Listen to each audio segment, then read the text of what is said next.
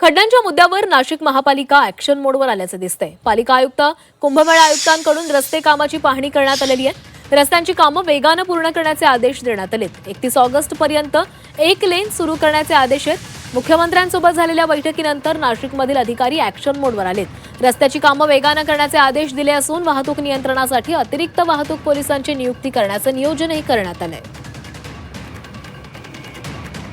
अशा प्रकारची अडचणी आमची पण आहे, जे टेक्निकल दृष्टीने आम्ही काय रस्ते करू शकत नाही, तर हे करतोय। अजून जिथे जिथे आम्हाला कंप्लेंट येतात इमिजिएटली आम्ही जाऊन तात्पुरतं ते काम पण करतोय आणि जसा पाऊस तिकडे मिळाला आम्हाला तर आमची MPMची पण तयारी आहे। आज आमचा डांबर येऊन थांबला होता, पण पाऊस आली तर मग तिथे MPM करता नाही आला समजा गंगापूर रोडवर पण। तर जस्ट 1-2 दिवसाचं जरी उघडायला मिळाला तर आपल्याला तो पण काम अजून चांगल्याप्रमाणे करता येईल। तरी खडी टाकण्याचा बिट्युमिन मटेरियल टाकण्याचं सगळं आपलं काम चालू आहे।